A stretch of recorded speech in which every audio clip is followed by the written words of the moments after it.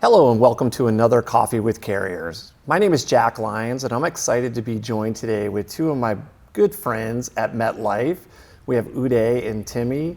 Welcome. Thank you for taking part today. I look forward to having a great conversation because there's a lot going on at MetLife right now, a lot of things to be really excited about, and I look forward to digging into them in a little more detail. But before we jump into all of that, would you mind just doing some quick introductions, talk a little bit about your time at MetLife, what you do, and then we'll jump right into some topics. Thanks, Jack. Great to be here and great to see you. My name is Timmy Bennett. I am the head of strategic distribution and the overall transformation of our organization. I've been at Met now I just celebrated my 11th anniversary. Okay. Born and raised out of Chicago and did a lot of time in Chicago surrounding from a selling perspective. I took this role about 18 months ago, really with the initiative to do more with partners such as yourself. And I also have the luxury of working with great partners like Uday. Perfect. Well, welcome, and I look forward to the conversation today, and thank you for being here. Uday, how about yourself? Thank you, Jack. Thanks for having us today. So I've been with MetLife for about 7 years now. Okay. And I lead the small business solutions business at MetLife. I also took that role about 18 months ago, so around the same time as Timmy, and again, love the partnership here. Prior to that, I led several functions within our pet insurance business, and I'm based in the New York office. Awesome. You two working together, I think one of the questions we have to get out of the way before we jump into MetLife is, are you a White Sox fan or a Cubs fan?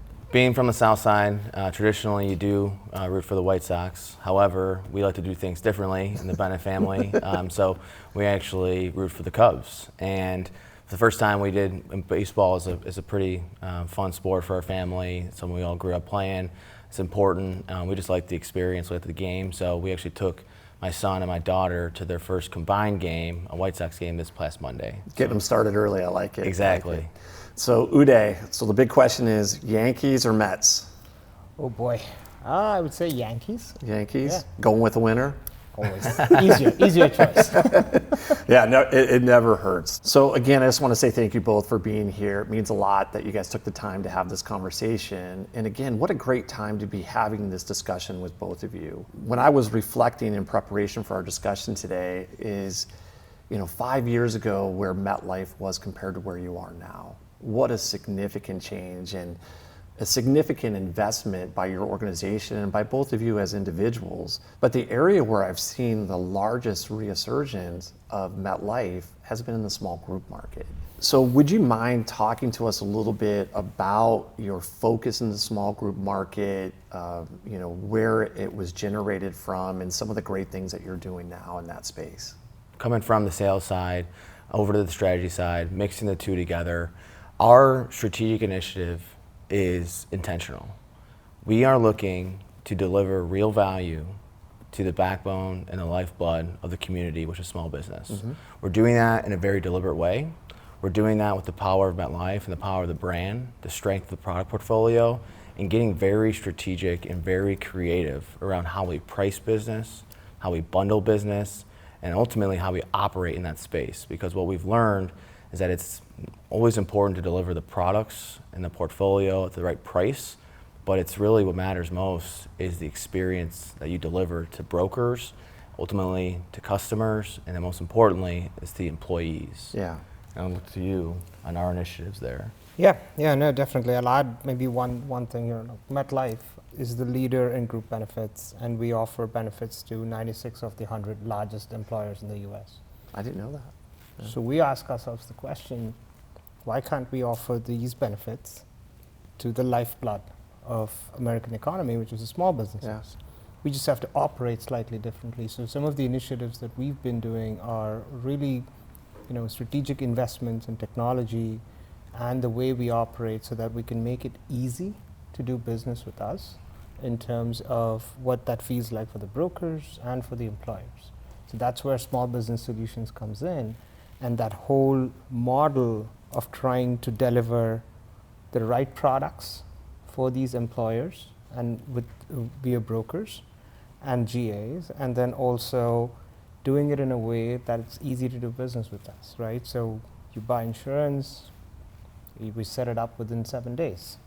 You have someone to talk to when you call us. If you don't want to talk to us, you go to a portal and you have everything that you can ask for in that portal, and you can get the information you need. So we're making those investments, and also we're just changing the way we operate internally, because if we operate internally in a more complex way, it just manifests itself externally. So we're trying to get simpler on the inside so that you guys can also experience that on the outside. Thank you for that. And I think the thing that I'm taking away most from both of your comments is that your focus in the small group market has been very, very intentional. And as a GA partner of yours, we've felt it. And really around not only just the manpower and your reps and the way in which they interact in the market, but also operationally from the infrastructure and tools that you've put in play to make that implementation easier and more timely. Would you mind, Uday, just spending a little bit of time talking specifically about some of the things that you've done in that area to make that process more seamless and easy and more effective for employers and brokers? Yeah, no, absolutely. I think it starts with investing in more modern technology and thinking of it from a straight-through processing standpoint, right? So what we've done is we've built an operating platform on the back end that goes end-to-end all the way from when we quote a customer all the way through the claims. So there's information flow, there's data flow, everything's connected. And that's why when we start implementing a case, things get done within 5 days or within 7 days. We go out and say that, we implement 90% of our cases within 7 days. But the reality is you peel that layer out and you start seeing there's several cases we've implemented in 2 days, 3 days. There's examples of ones we've done in 24 hours as well. Yeah. Right? And what's driving this is how we've made it easier for our team to also use this platform so that they're doing this in the fastest, most efficient way possible. Our investments in machine learning and AI, allowing us to push data faster and build learning models behind the scenes. I think we are constantly in a state of learning and evolution. So we get feedback from the market, we take it in, we say, how can we do this? And we build it and we put it out there. So it's a constant state of evolution for us and learning. And I think that way of working has really helped us, build in a way that you're starting to see some of those benefits. I'd say on that piece too, like you mentioned, is the constant evolution of learning. By no means are we a stranger to the small business environment. MetLife has over 40,000 current customers, and what we've really leaned in on is key collaborations, really doubling down on thought leadership and advocacy for small business, and really listening to small business owners, small business brokers of all types and sizes, all in partnership with our GA partners like Amwins, and really seeking to understand versus just providing product or being an insurance carrier.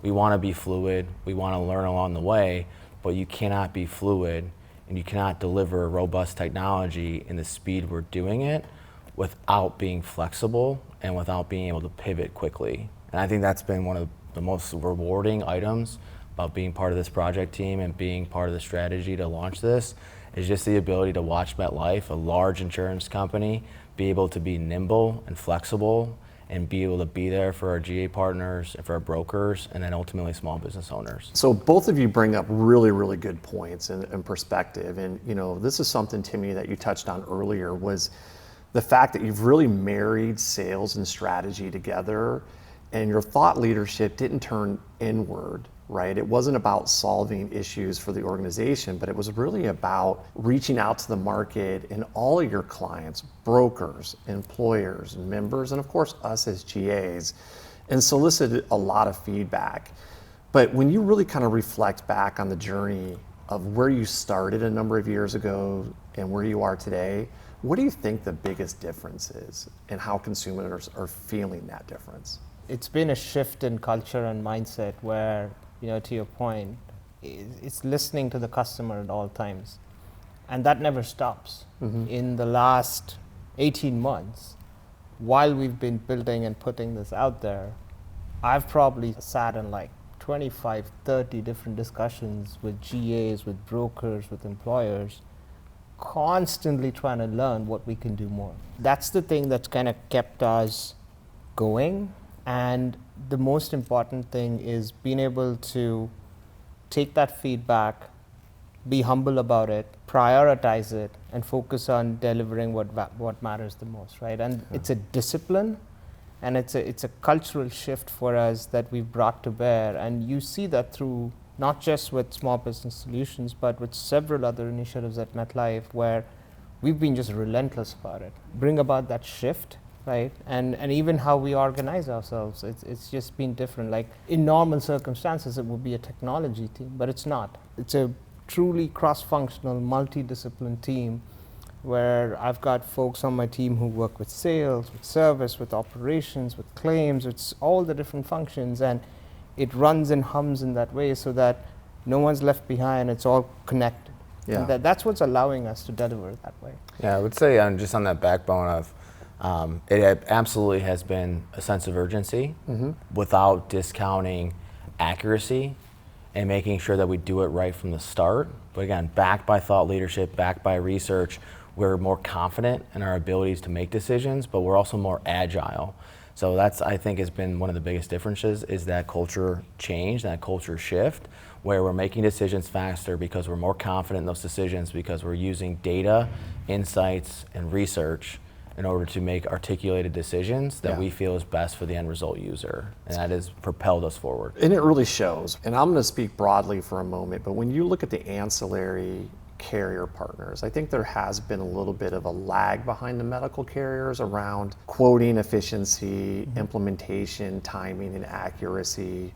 That whole experience that members have from quote to card kind of a thing. And where I've really seen your organization excel, especially when you look down market into that small group, mid-market, is your ability now to deliver a real, timely, accurate experience.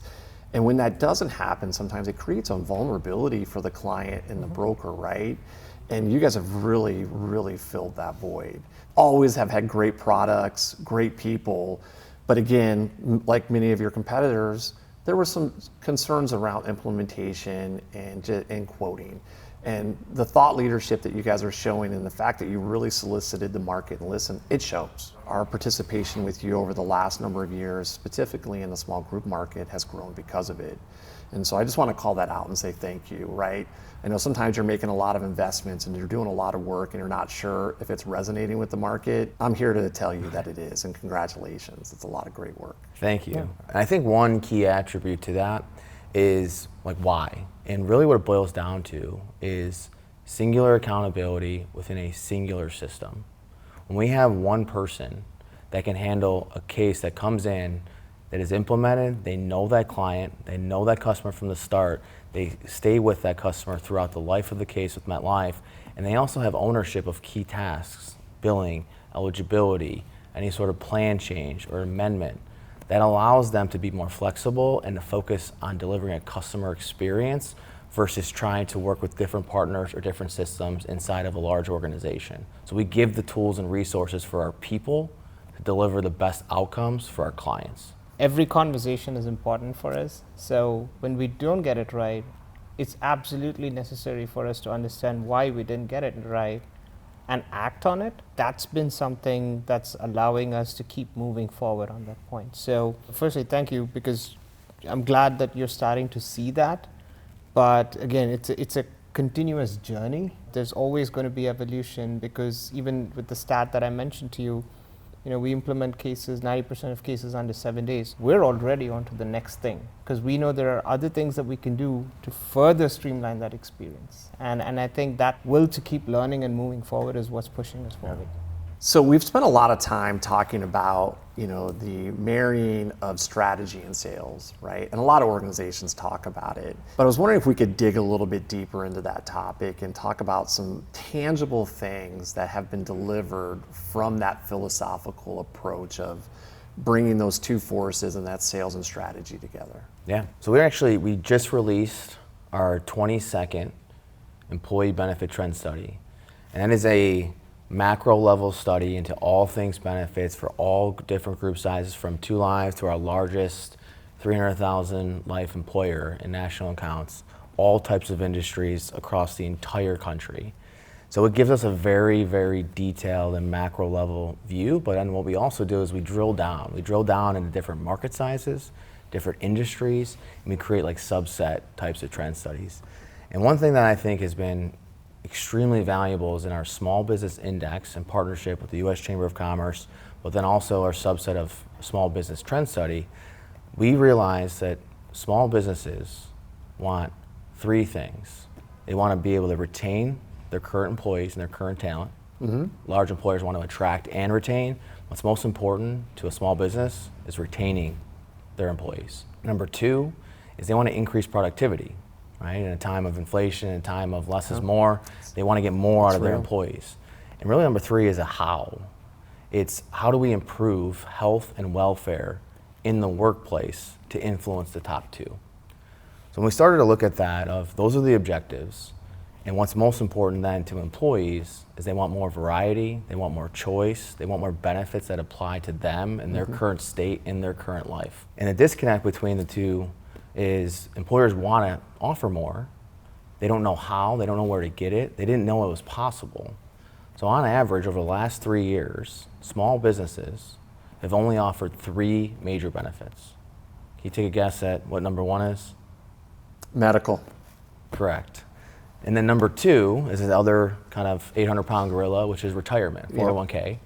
And number three, which I thought was extremely surprising in our research, you would think that medical, 401k, and dental, right? Another health type That's of what I would product. have thought, yeah. It's actually life insurance. Interesting. So of all small businesses that have a group health plan, they also have, 70% of them have a group life plan.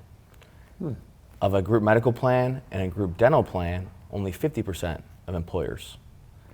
Everything else, life insurance, accident, disability, vision, HSA, critical illness, falls off under 30%. So it really challenges the idea of, are we thinking about our bundling the right way? Are we thinking about crafting the right message in our product suite? And then it gets into, how do we price those bundles? How do we use the leverage of scale and product to maybe extend rate guarantees or create competitive environments, packaging to certain products together to appeal to different demographics, different industries, and different group sizes under 50 or over 50. So that's an example of how we've used strategy, research, and our best-backed trend study to then say, are we thinking about offering benefits in the right way to small employers? And have you seen that impact, because you had said you're bundling, right? Has it impacted the way you bundle business by segment, industry? And if so, like, what are some examples of that in the real world? I like to think about delivering product to certain subsets or certain industries in really conceptual way, which is, instead of going coverage by coverage, how do certain coverages tie together? Yeah. And let's just start with dental and vision. We also have accident, critical illness, and hospital indemnity. Those are really supplemental health products. Those are built to stand side by side to medical insurance. And they either supplement us, they either influence, they can drive behavior, they can impact a medical claim. That entire concept should be sold together instead of just, here's a vision product or here's a dental product. How do they all work in a cohesive unit in an ecosystem? And we also say in the secondary bucket is financial protection. Yeah. Financial protection and the idea of life insurance and additional life insurance through voluntary options, and then even short-term and long-term disability, or insuring your paycheck, or insuring your life. All major financial impacts for a family, for a small business to lose a key person.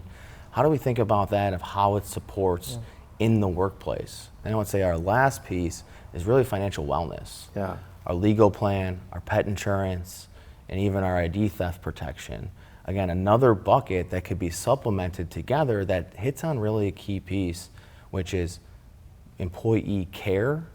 And when employers feel, or employees feel, that they're cared about from their employers, they become more productive in the workplace. Yeah, no, I think I'll just hit on that employee care piece as you were saying that to me, right? Ultimately, if you look at our EBTS study, there's several dimensions to employee care. There's purpose with your job, pay, compensation, benefits, etc. I think it all comes down to, how do we take the stress out of the employee's life? Yeah. And when when a loved one falls ill, or that loved one can be a pet as well. Yeah. It adds to stress. And so having a breadth of solutions that go all the way from protection to wellness and allows you to start taking the stress out of it is ultimately going to be where I think a lot of larger employers are going, and there's absolutely no reason why smaller employers and small businesses can't offer those type of benefits, because end of the day, an employee is an employee. They may work for a smaller organization or a larger organization. Well, I just think your whole approach of looking globally or holistically at benefits in general and how they marry together, and like you said, Timmy, very well, is how they support each other, right? And I think so often in our industry, we truncate products, right? Like you have medical, and then there's a clear gap in line to the dental, potentially the vision, and like you said, pet insurance and life insurance and theft protection, right? The fact that you're thinking about it holistically is really next level thinking, right? Is how do these products not only serve their quote unquote core purpose, but how they support each other to improve the overall experience and well-being of the members you insure. I think that is truly fundamentally a difference maker for you as an organization. And we talk a lot in our partnership with you to the market about the fact that you guys as an organization are looking at ancillary benefits uniquely different. And so I think that's a phenomenal example of how theoretic strategy and sales kind of come together in a real world environment to impact the people that you insure. At the end of the day, our job is to improve lives, right? Yes, we obviously have to do things effectively and timely, but at the end of the day, the thing that we do is make people's experiences and lives better. And I think that approach is phenomenal and it's meaningful to people. So one of the things that's come up in our conversation today that I think sometimes is an afterthought, right? We hear about it from time to time, but I don't really think people understand the significance of it, and that's pet insurance. Uday, do you mind spending some time just talking about your approach, the product, and kind of what it means to the individual consumer? Pet insurance is actually one of the more underappreciated concepts in insurance. And when MetLife looked at this industry, we were like, yes, this is one of the most underserved markets, and this is where we can actually add a lot of value. If you kind of come into this concept of listening to customers, a few years ago, I sat down talking to some normal folks, American households, saying, how do you care for your pet? And the stories we heard about people going into debt, people having to make tough choices because they couldn't afford care. I mean, these all told us like this, here's a product that has so much applicability and so much need out there. You take your pet to the vet, you pay your bills, you come back, you get a reimbursement. What we've done uniquely at MetLife is we've taken this approach of pet care. We say something that our motto is to help pet parents care for their pets with confidence. Because a lot of folks told us when we talked to them, what's the most difficult thing about taking care for your pet? They say, I think I know what I have to do.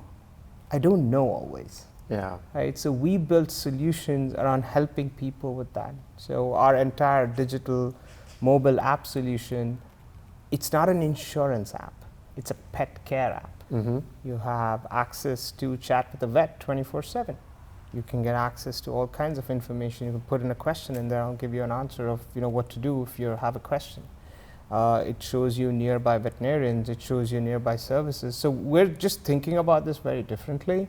And for us, it's a product that we think is going to only just grow over time. One of the things that you touched on is, being able to go onto the app and talk to a vet, right? We just, again, as a family, happened to be out of town, had an incident with one of our dogs, dog sitter, and being able to coordinate that conversation when we weren't home just made all the difference. But just to have the ability to have those conversations and get information to make sure, like you said, that you're providing the right care to your pet made a huge difference in our family. So kudos to you and all the work that you guys are doing.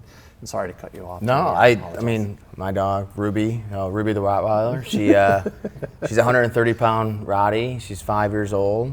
She's a little bit overweight, the vet would say. And we go on morning walks. Every morning, take her around the block, take her to the park. She loves sticks. Over the summer, she got a little too aggressive, chasing a stick, and actually had popped her CCL. Never a good situation. We got the bill on it. She fully needed T-PLO surgery, which is the ACL equivalent. It was a $7,800 bill. She did have MetLife pet insurance, or us as a family had MetLife pet insurance. We enrolled in that for 1/1. It was right around $43 a month for a plan that had a $2,000 deductible, out-of-pocket max of $10,000.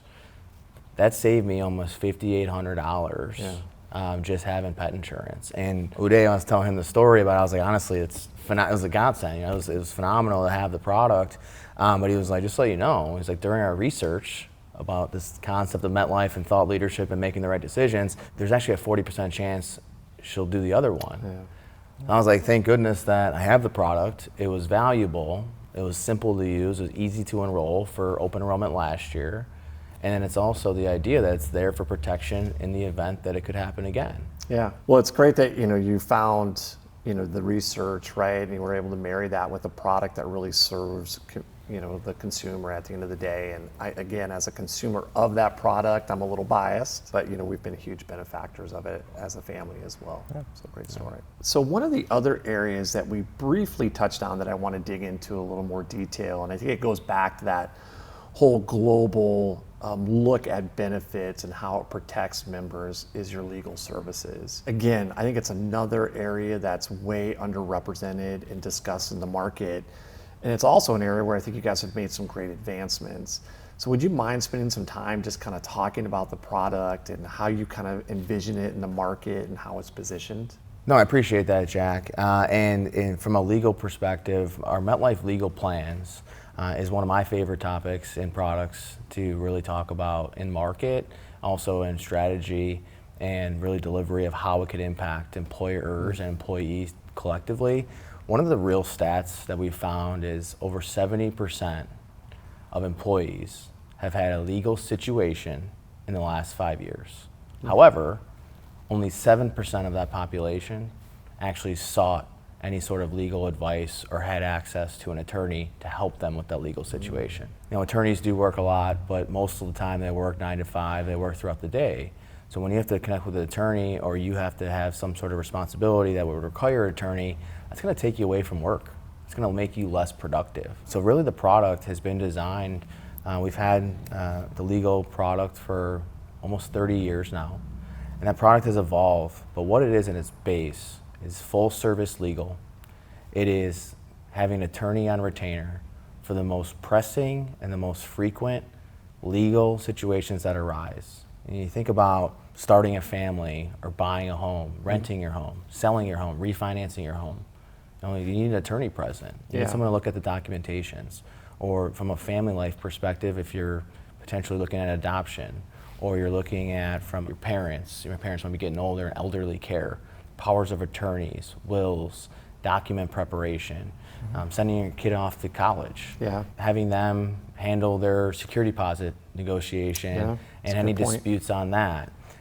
Traffic tickets. I have actually used, I had a bunch of parking tickets, this was when I was younger, but we've used the legal plan for parking tickets. So really things like what do I need an attorney for? And when you really drill down to it, you need an attorney for a lot. Absolutely. And it certainly helps you when you can just grab a quick claim number online from MetLifeLegalPlans.com. It's the experience of what we discussed in regards to how do we show up, how do we deliver for our GA partners like Amwins, how do we deliver for brokers, and ultimately for employers and employees. It's products like legal that has a different experience of value that makes you feel different, that makes you more confident, that makes you show up to work in a more confident way. And I think what MetLife's doing different on our MetLife legal plans is the idea and concept is not new to the industry. It's traditionally been a large group national account type of benefit. There's also a significant amount of plans out there, but what is truly differentiating, it's not prepaid legal, it's full service legal. And what I mean by that, there's a difference, is really the idea of we don't do balance billing. It's a one-stop shop. We talk and we go back and forth with the attorney. MetLife Legal Plans pays the attorney their fee. The employee has simplicity. Love it. Again, different experience. Yeah, no, I mean, that's the simplicity part hits me the most because like Timmy said, I was outside that 7% a few years ago, and I'd never used legal services ever before. So when we bought a house, we're like, oh, we need a lawyer. What do we do? And I'm thinking of, a first-time person, how would you go online, look for a lawyer? I was like, wait a second. Let me look at MetLife Legal Plans. I go to the website. I say, like, I'm in this zip code. This is my situation. This is what I'm looking for. I have like a whole listing of lawyers that I could talk to. I was like, okay, I'm going to talk to this person because it's closer to the area where I live. And I kind of put in a request. 20 minutes later, I get a call. Talk to me. All good. We start. And it was terrific. Like, for someone who has not used legal services before, it was the simplest experience for me, knowing the strength in the network and the experience that I had with that lawyer. It was fantastic. After that, I've become an advocate for it, right? So whenever, I talk to someone about benefits, I was like, you gotta get legal, because you never know when you need it. But when you do, you're probably in your most stressful state. I would agree. And knowing that there's a great network out there and that's going to take care of you, I think that's probably one of the best, stress relieving products out there. Yeah, I mean, I think, again, the products that we've talked today are phenomenal products as standalone, but just how they all marry and work together. Again, that whole philosophical of the whole person experience, right? And making sure that these products not only align the specific interests, but also support each other, and that we'll call it like a whole person approach, right? Yeah. And I think that really shows in the conversation today and just the innovation around your products. Yeah, it's down to employee care. Yeah. Employee care. When employees feel cared about, they show up financially well, they're more confident, they're more productive, which helps employers and helps their communities collectively. Yeah. We see it every day, and I think it's resonating with the market, both with brokers, employers, and their employees. So congratulations to all the work that you guys are doing there. So I know we've kind of touched on this a little bit, but I want to dig a little more deeply into the small business solution area. A lot of emphasis on the small group market, a lot of great work done there. Uday, would you spend some time really just kind of digging into some of the tangible, specific things that you've done there that have impacted the market, employers, brokers, et cetera? I'll give 3 examples, right? So and all of these are what I would call as high usage, frequent situations type of examples. So one of the things we've done is we've built connectivity with a variety of benefit technology solutions out there, so that it's easier for us to exchange data with them on an ongoing basis. In fact, we're actually going to be launching with Copar in the fall soon, so we're really looking forward to that. The second thing we've done is we've looked at what are the most common actions that HR managers are doing out there, right? And these are small businesses, right? There's not an HR team out there, and more often than not, it's the broker that's helping them. How can we make it a simpler experience? So we built a self-service feature where you could go in and you could add and remove employees on your plan throughout the year on the website, right? It's as simple as that. And if you're not comfortable doing that, you could call us, and one of our service representatives will also do that. The third thing we've done is, when you think of bill payment, there's a lot of small businesses out there using business credit cards, etc. For the most part, across the country, we have the ability to pay your benefit bills through credit card. And since we actually launched that feature, a vast percentage of our bill fulfillment is actually happening through credit card and ACH. It just shows that people want to click a button and pay their bill instead of writing a check and sending it in. Right? And so simple features, but what we've done is we've delivered them in a way that's easy to use and very intuitive. Really, the innovation that we've done of listening and what's most important to all key stakeholders. We talk about our broker partners that we talk to every day, collectively. Really a big wish for them has been, I want to access and be able to help service all in one system.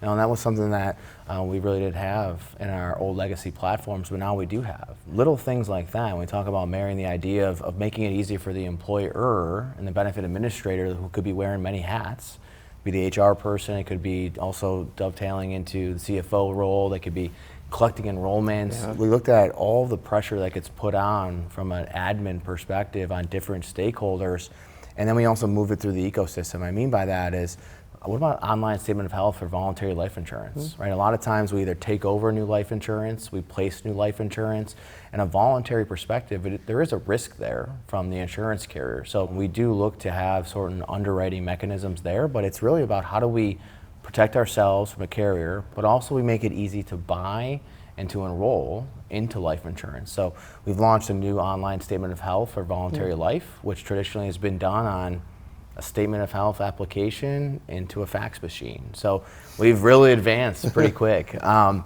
then the last thing I would say is, at the same time of when you purchase the product, you want to have a seamless experience, and then it shows up and you want to use the product. So we want to make it easier to submit claims. So again, same concept of we have to document and then we fax something in.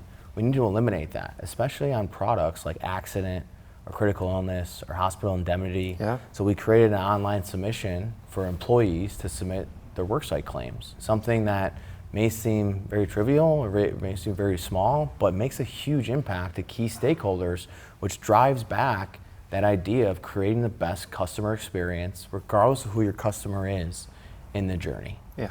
It's been great in this conversation to really dig into some of these topics, but the way you've married your strategy in sales perspective is very, very next level and cutting edge. Thank you guys for that approach into the marketplace. And I know Uday, you've spent a lot of time working on this, and I know you have as well, Timmy, and it really, really shows in the marketplace. Thank you, Jack. And it's terrific, right? Like the way we've done that. But one thing I'll add is, ultimately, it's underpinned by execution for us, and the way we've executed on this, with the first principle being listen to the customer at all points in time, focus on an agile way of doing things, and make that as a continuous discipline for us as we keep doing this, is only going to serve us better. So I'm happy that it's starting to bear results and we're starting to see that out in the market. But for us, we're only just getting started, right? And we're going to continuously keep doing this and get better and better and better. Like you said, it's not a destination, it's a journey. And I know, Timmy, you talked about that early on, right? That as an organization, you're always learning, developing, thinking about the next thing. And I know it shows in the things that you've done, but also I'm excited about the future as well. We're changing the way that we do business. We recognize that, we've articulated that. While it's about the execution, we talked about it earlier, of the idea of changing the culture and then taking a more of an ownership approach to culture, that MetLife and the experience that we deliver as an organization is the same experience that I deliver, the same experience that Uday delivers, and really, again, taking ownership of the brand and taking ownership of the feeling that we leave folks with. And I think you guys have really demonstrated that, in the marketplace, and, a lot of great things yet to come. So great conversation today. I mean, a lot of great input, a lot of great insight into, not only what you're working on, but really like the philosophy and the culture behind it. Yeah. And, I think the tenets and the principles that MetLife is represented in the things that you've talked about today are really resonating in the marketplace. And we started this conversation out today, talking about the evolution and development and the reemergence over the last 5 years. And you can really see it, but most importantly, thank you both for the partnership.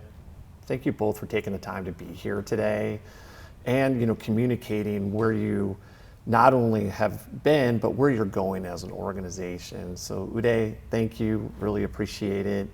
Timmy, thank you so much. I look forward to the future with MetLife, and we're always very, very, very thankful to be a partner of yours and be able to represent your brand and culture in the marketplace. So thank you. Thank you, Jack.